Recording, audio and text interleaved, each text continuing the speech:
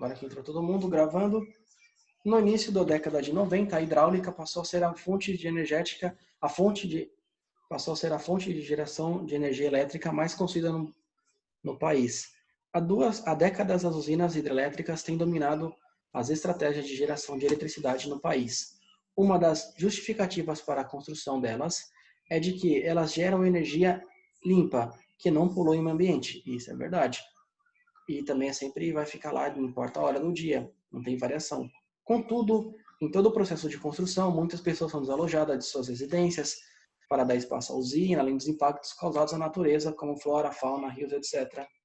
E aqui um protesto, Minas e Energia pague a dívida aos atingidos pela barragem. Estão certos em fazer esse protesto. E aqui tem um texto sobre a polêmica Belo Monte. Eu vou dar uma lida, mas acredito que você já tenha entendido. A polêmica em torno da construção da usina de Belo Monte, na bacia do rio Xangu, em sua parte paranaense, já dura mais de 20 anos. Entre muitas indas e vindas, a hidrelétrica de Belo Monte, hoje considerada a maior obra do PAC, Programa de Aceleração do Crescimento, Dilma Rousseff, do governo federal, vem sendo alvo de intensos debates na região desde 2009. Lula, depois Dilma. Quando foi apresentado o novo estudo de impacto ambiental, intensificando-se a partir de fevereiro de 2010, quando o MMA, Ministério do Meio Ambiente, concedeu a licença ambiental prévia para sua construção. Movimentos sociais e lideranças indígenas da região são contrários à obra porque consideram que os impactos socioambientais não estão suficientemente dimensionados. Em outubro de 2009, por exemplo, um painel de especialistas debruçou-se sobre o EIA e questionou os estudos e a viabilidade do empreendimento. Um mês antes, em setembro, diversas audiências públicas haviam sido realizadas sobre uma saraivada de críticas, especialmente do Ministério Público Estadual, seguidos pelos movimentos sociais, que apontavam problemas em sua forma de realização. Ainda em outubro, a FUNAI liberou a obra sem saber exatamente que impactos causaria sobre os índios, e lideranças indígenas Caiapó enviaram carta ao presidente Lula, na qual diziam que, caso a obra fosse iniciada, haveria guerra. Para culminar em fevereiro de 2010, o Ministério do Meio Ambiente concedeu a licença ambiental, também sem esclarecer questões centrais em relação aos impactos socioambientais. É difícil calcular, difícil colocar no papel o que vai gerar de impacto. Como é que você vai prever? Ninguém é gênio. A gente imagina, mas pode ser que, infelizmente, R por mais ou R por menos, mas que causa impacto, causa. Por isso que é difícil fazer um documento oficial falando o que vai acontecer. Aí tem erro? Ah, teve erro. Não imaginou? O Ministério do Meio Ambiente tem que saber. E não é algo fácil. O governo federal passado sofreu. Se esse governo for fazer, os próximos também vai sofrer bastante, mas tem que fazer por causa da questão energética que o país precisa, a questão econômica. Aí, independente se é de esquerda ou direita, tem os problemas, temos que analisar quais soluções e se essas soluções não vão gerar mais problemas. Problemas econômicos, solução energia limpa, para acabar com a não renovável. Além disso, o que vai gerar de problema? Então, há um debate muito grande. Crise elétrica e energia hidráulica. O crescimento populacional e econômico verificado na primeira década do século XX e as projeções de continuidade desse crescimento levam a discussões sobre possível falta de energia elétrica no Brasil para atender a essa demanda.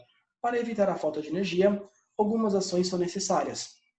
Aumentar a produção de energia elétrica, diversificando as fontes, de preferência limpas e renováveis. Claro, porque senão você vai ter um problema maior daqui a algumas décadas, quando estiver acabando ou acabar as energias não renováveis.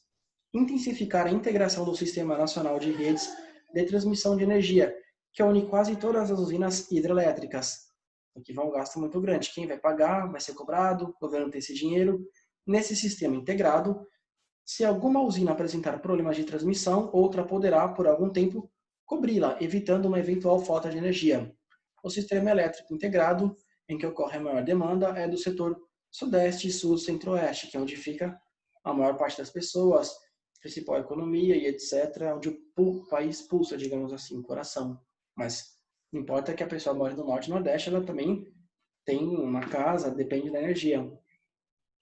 Historicamente, prevalece no Brasil a construção de hidrelétricas que geram energia para vastas regiões. A região sudeste é repleta dessas grandes usinas. No sul, Itaipu figurou como a maior hidrelétrica do planeta. Olha, do planeta, olha que orgulho nacional que a gente fez. No norte, temos a usina do Tucuruí. Todas ocasionaram imensos impactos socioambientais. Atualmente, há bastante polêmica sobre a necessidade de novas grandes hidrelétricas no Brasil. Em 2011, por exemplo, a liberação da licença ambiental para a construção da usina de Belo Monte, no Rio Xingu, levou o Ministério Público Federal a recorrer à Corte Internacional de Direitos Humanos para tentar impedir que fosse construída. Em várias regiões do Brasil, podem instalar pequenas hidrelétricas em microbacias hidrográficas, o que causaria menos impacto ambiental, pois só uma pequena área seria alagada e o custo de transmissão a longa distância seria menor. A região sudeste tem maior concentração de hidrelétricas e o maior consumo, já esgotou seu potencial de instalação de grandes usinas. Se tiver mais demanda no sudeste, não tem mais onde instalar, aí tem que instalar em outro local e transmitir para cá numa rede de integração, como o texto fala. Ou então você usar a do sol, a do vento. Infelizmente não temos a geotérmica, que é do centro da Terra, seria maravilhoso. E aí você tem que fazer. Quem vai fazer? Quem vai pagar essa conta? Se for empresário, se for iniciativa privada, será que ele vai estar a receber depois, a longo prazo? Ou o governo federal? Enfim, é uma discussão tremenda, não é fácil. Por isso que sai governo de esquerda, entra da direita e vice-versa, sempre vai ter esse problema, que é um problema independente de ideologia.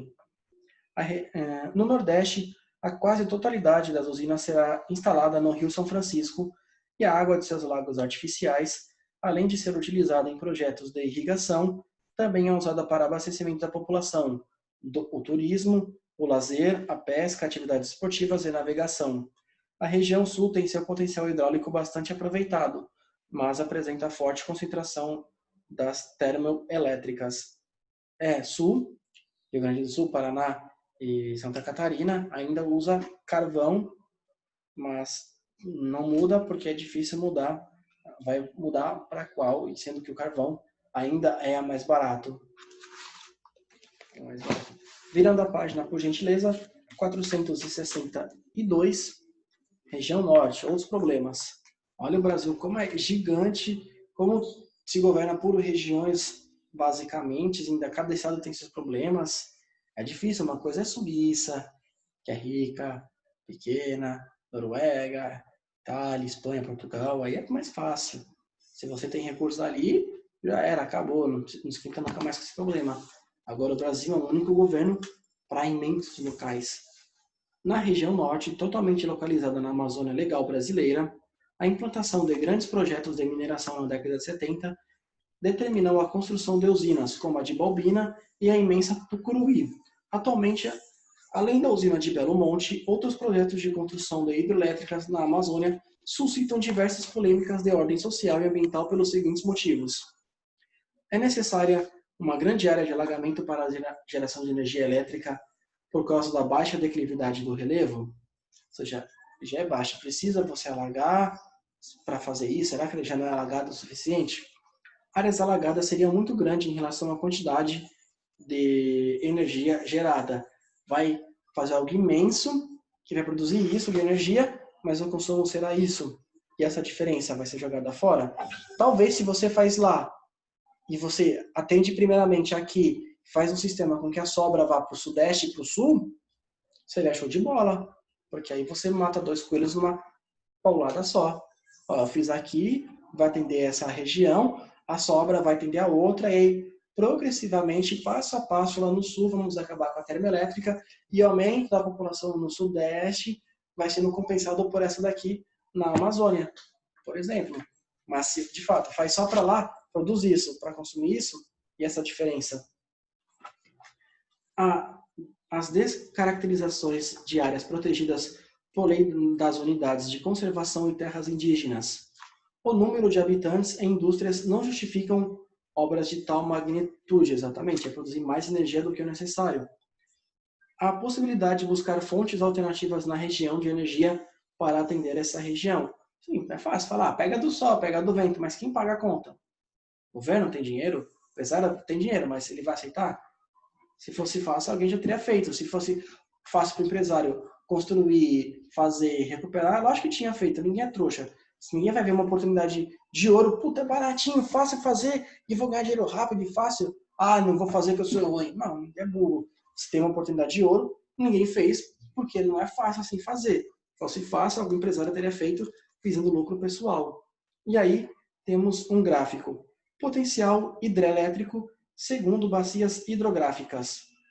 Potencial hidrelétrico, megawatts, Amazônia.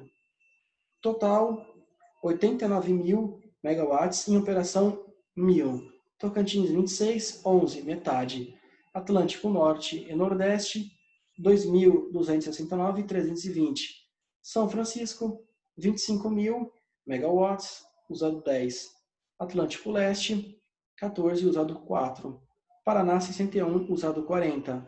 Uruguai, 12.000, usado 4.000. Atlântico Sudeste, 9.000, usado 3.000. Produzimos total 242.000 e consumimos 77.000. Ah, mas a diferença é gigantesca. Temos que lembrar também que a gente produz algo para o Paraguai.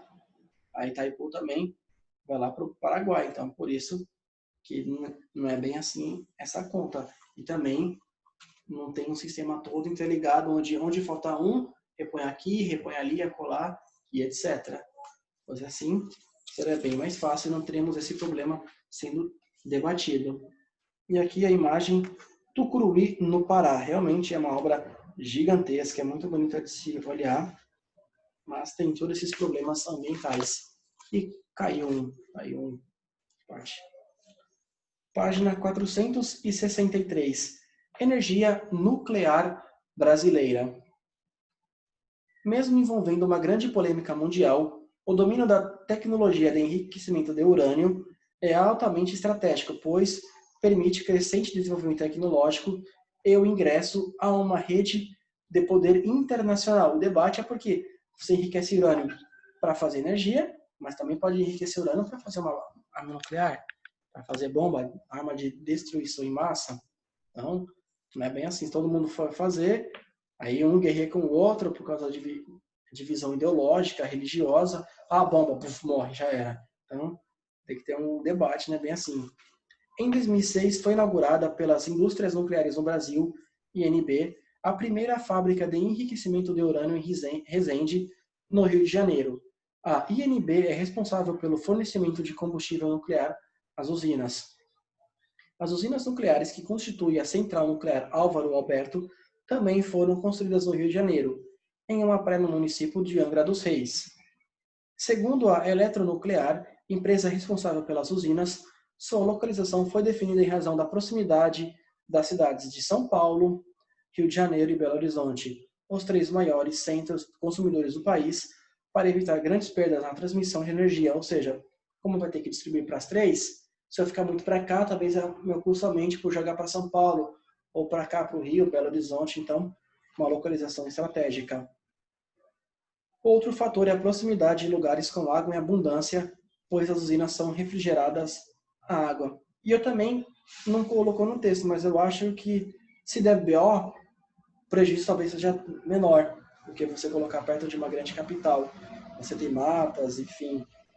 O prejuízo será de muitas vidas, mas não tão grande quanto se você colocar em outro local. Vai ser um mal menor se der qualquer BO. E aqui tem um textinho. Muitos estudiosos questionam a localização das usinas de Angra dos Reis, apesar de o país não apresentar um histórico de fortes sismos ou tsunamis. Instalada na praia de Itorama, que significa pedra mole, a central se localiza sobre falhas geológicas, com lençol freático alto e matações, rochas arredondadas oriundas de ações de água e alterações de temperatura. A Eletronuclear reage afirmando que as usinas cumprem as mais precavidas normas de segurança. A EPRED avaliar as relações, eventuais riscos e benefícios trazidos pela geração de energia. Riscos devido aos tremores, pode ser que venha falir, explodir, etc. Mas isso é pouco provável, porque tanto Chernobyl quanto no Japão foram falhas humanas que causaram esses prejuízos. Ah, tá na praia, isso não vai tsunami. Primeiro que o movimento da placa sul-americana com da placa africana É muito pouco provável, exatamente, certíssimo. Isso é impossível, É de exatamente. boa, não tem Não como tem o não. que acontecer. Primeiro, porque estão se afastando. Segundo, essas placas teriam que deixar de se afastar para depois começar a roçar uma na outra e fazer uma onda tão grande, tão grande, tão grande que passe por todo o Oceano Atlântico praticamente, chegue aqui e atinja esse local. E aí ocorra uma explosão. Isso, a possibilidade disso acontecer é 0,000000001%. É praticamente nula. Eu só não falo que é nula porque vai que aconteça, vai que ocorra algo estratosférico, Deus queira, só se Deus quiser. A única força para mim é se Deus quiser, porque de acordo com o que vem acontecendo, muito pouco provável. É mais fácil daqui a milhares de anos a África do Sul beijar a Oceania do que isso acontecer. É muito pouco provável. E com relação a tremores, pode ocorrer se ocorrer um forte abalo sísmico no limite da Sul-Americana com o da outra placa tectônica lá pelo Chile. Mas aí o abalo teria que ser muito grande, beirando a escala 10, para que venha a ser sentido no Rio de Janeiro, porque teria que passar por todo o Brasil para ser sentido aqui. E com certeza ela foi bem fixada para não ocorrer nenhum abalo sísmico para poder ser e se ocorrer um abalo devido a essas falhas, não vai prejudicar porque foi bem construído e a pessoa quer sempre ganhar dinheiro. Claro, você não vai fazer algo porcaria, senão você vai perder dinheiro. Fora o prejuízo que você vai ter financeiro e você ser culpado pela morte de milhões de pessoas. E a questão, eu acho que está numa região que é a mesma distância do Rio, de São Paulo e de BH. Como tinha que ser feita no Rio, escolheram um local bem bom, pelo menos na minha opinião, geograficamente falando, porque está na mesma distância, basicamente, próximo e distante de São Paulo e do Rio de Janeiro. Claro, mais próximo do Rio, São Paulo e BH, mas já que tinha que ser feita no Rio, esse, para mim, era o melhor ponto. Porque se faz lá próximo do Espírito Santo, ia ficar muito longe de São Paulo. Se faz mais próximo do Rio, ia ficar próximo demais do Rio de Janeiro. Então seria complexo demais. Aqui, pelo menos geograficamente, para mim, é um bom local. Está próximo e distante a mesma coisa das três capitais. Virando a página 464. A procura de alternativas. Imagem chegada do reator em Angra 1. Como eu comentei, Angra 1, 2, 3, 4, 5. Mas que nunca ficou pronta. Continuando. O sonho de produzir energia elétrica a partir de pequenas centrais nucleares no Brasil data da década de 50. Entretanto, foi apenas em 67, durante o governo militar, que iniciou a estratégia, iniciou o pensamento, o projeto, o planejamento de definição de um programa militar liderado pelo Ministério de Minas e Energia, pela Eletrobras, pela Comissão Nacional de Energia Nuclear, CNEN, e por membros do Conselho de Segurança Nacional. Esse programa definiu que a primeira usina nuclear brasileira seria instalada em Angra dos Reis, no Rio de Janeiro. Para o governo Geisel, 74 a 79, a autonomia na produção nuclear brasileira seria alcançada com o domínio da tecnologia do urânio enriquecido e, para tanto, era preciso procurar novos parceiros. Para isso, o governo alemão aceitou fazer uma parceria em um contexto em que sua indústria nuclear estava ociosa, uma vez que as obras centrais nucleares no território alemão estavam suspensas por causa dos riscos e efeitos ambientais. Ecologistas pressionavam o governo questionando o destino a ser dado ao lixo radiativo, altamente letal, produzidos nos reatores. Em 75, o presidente militar Ernesto Geisel assinou o Acordo Nuclear Brasil-Alemanha. O plano inicial incluía a instalação de 8 usinas em um parque industrial destinado à construção de equipamentos para o funcionamento delas. O Brasil assinou um acordo nuclear com a Alemanha, mas não aderiu ao Tratado de Não Proliferação de Armas Nucleares, TNP, deixando em aberto eventuais opções estratégicas futuras. Ou seja, eu não assinei que eu não vou usar essa energia para guerra. A adesão ao TNP viria apenas em 98, no governo civil de Fernando Henrique Cardoso, PSDB. O governo alemão propôs a elaboração de um grande programa nuclear no Brasil, que envolvia a construção de reatores em território brasileiro, o que reativaria a indústria nuclear alemã. Segundo esse acordo, empresas alemãs, lideradas pela empresa Kraftwerk Union, desculpa se eu falei errado, do grupo Siemens, comprometeram-se a construir 8 reatores em 15 anos, de 75 a 90, mas por não ter assinado aquele acordo, prejudicou bastante, com um custo inicial de 10 bilhões.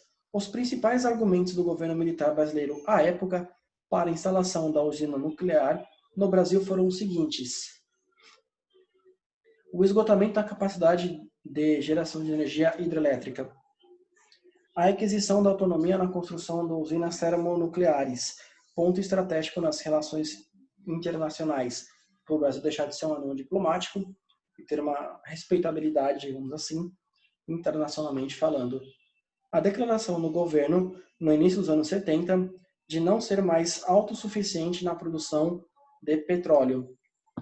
No início, o que era apenas um plano para a geração de eletricidade, voltou-se em um segundo momento à produção de tecnologia bélica. Chegou-se até mesmo a montar um local de testes nucleares na Amazônia. Meu Deus. Nossa, esse desse um B.O., não falha humana. Na Serra do Cachimbo, fronteira entre os estados do Pará e Mato Grosso. Alguma dúvida por enquanto? Não? Não. Então vamos continuar. Eu creio que a live vai acabar a meio-dia e 20, mais ou menos. A situação atual. A geração de eletricidade da usina de Angra 2 teve início em fevereiro de 2000, ou seja, 25 anos após o início de sua construção. A Angra 2, de acordo e previam construir 8. De acordo com previsões oficiais, a terceira usina nuclear brasileira Angra 3 entrará em funcionamento com operação comercial em 2018. Ainda não entrou. Angra 2 iniciou suas atividades com as seguintes características: gasto superior a 14 bilhões de dólares, 4 vezes mais que a construção de uma nova, o que a levou a energia a produzir mais cara do mundo no início de seu funcionamento, mais de 7 mil por quilowatt-hora, produção de 12% da capacidade de geração de energia da usina hidrelétrica de Itaipu, ou seja, mais caro que a hidrelétrica e produz menos, sendo que o seu quilowatt-hora é 6 vezes mais caro, meu Deus, não é renovável e mais cara. O tiro acabou saindo pela culatra devido a não termos conseguido terminar do que é hidrelétrica, que produz energia elétrica no território brasileiro e limpa, renovável. Problemas quanto ao armazenamento do lixo atômico, uma vez que acumularam 200 toneladas de lixo radiativo com apenas uma usina em funcionamento no Brasil. Ainda não se sabe onde esse lixo será depositado, nem quanto essa operação custará. Professor, o João caiu. Pode adicionar ele de volta? Foi mal, agora caiu, agora eu vi, ó. Admit. Desculpa, não viu, eu tava lendo, desculpa, eu vacilei. Desculpa, João, você caiu, ficou aqui pedindo, eu não vi, desculpa, perdão. Tranquilo, acontece.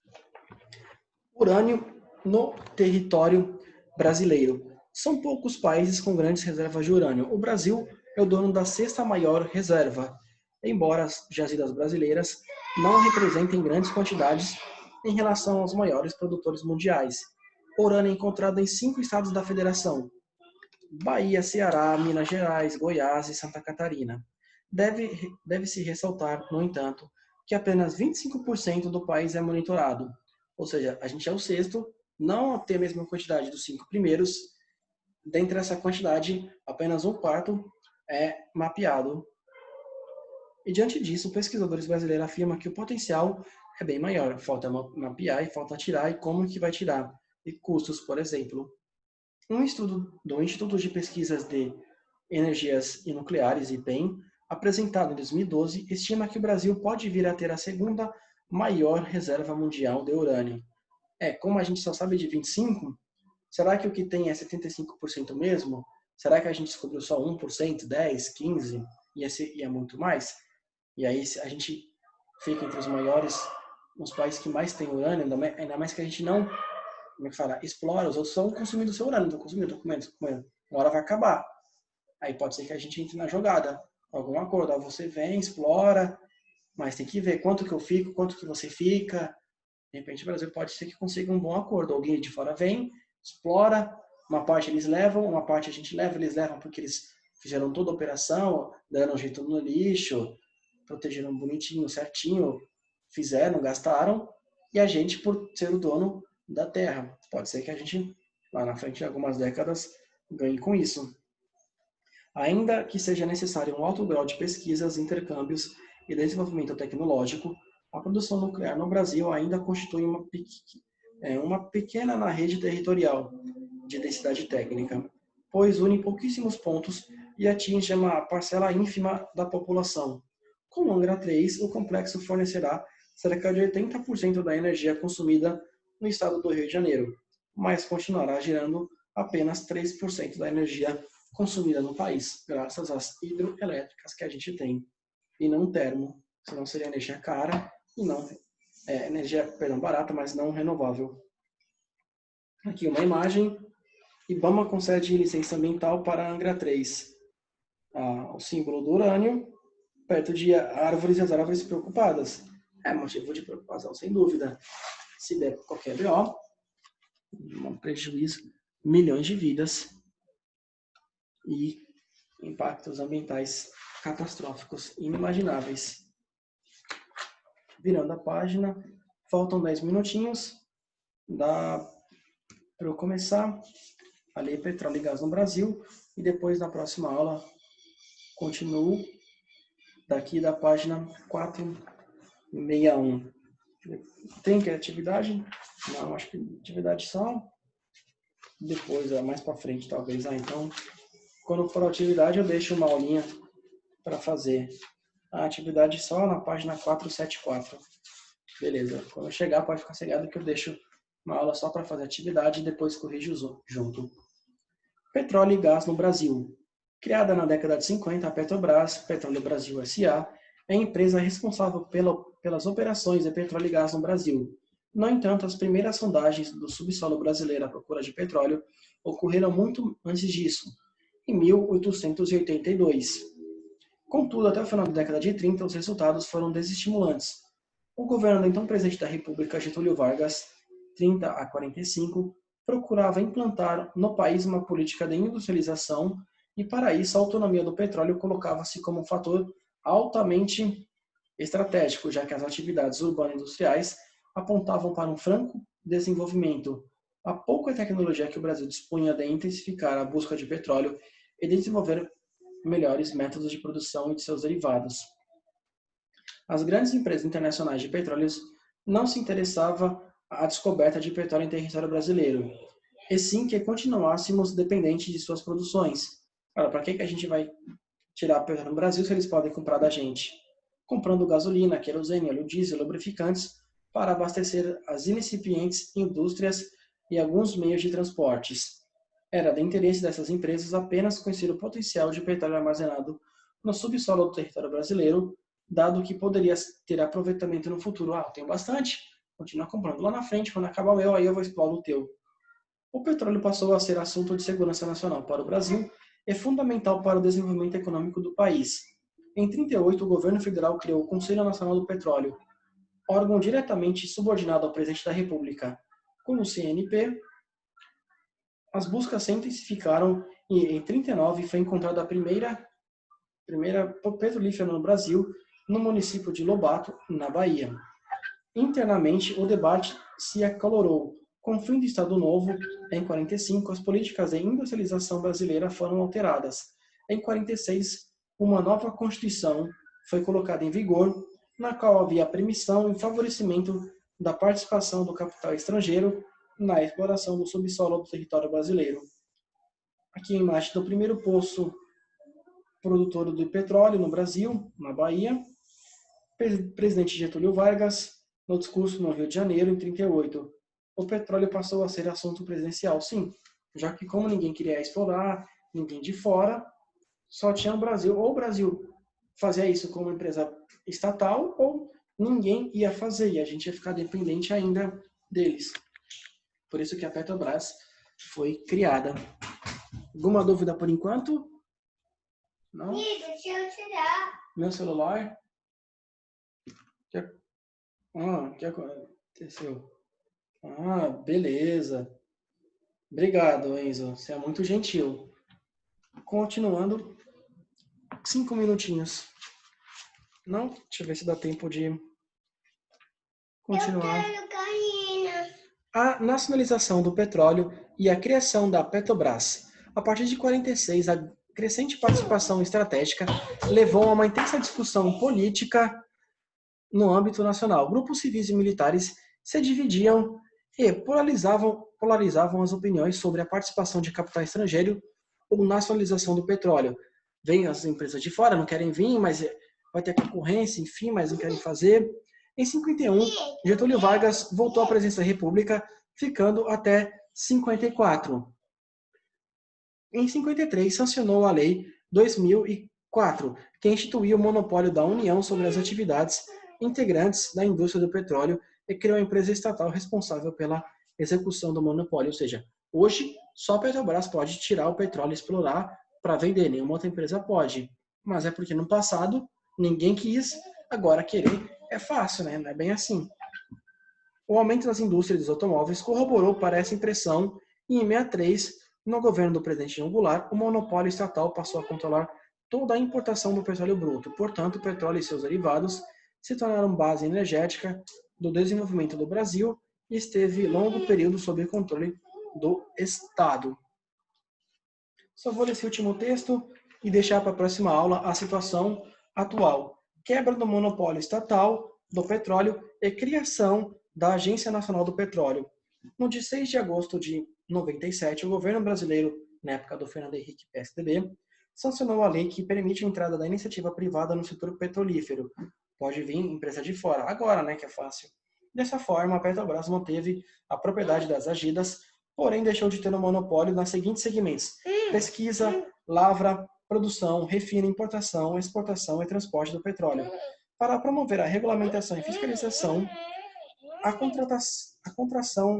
contratação dessas atividades, foi criada a Agência Nacional de Petróleo, atual Agência Nacional de Petróleo, Gás Natural e Biocombustíveis, porque entraram mais coisas.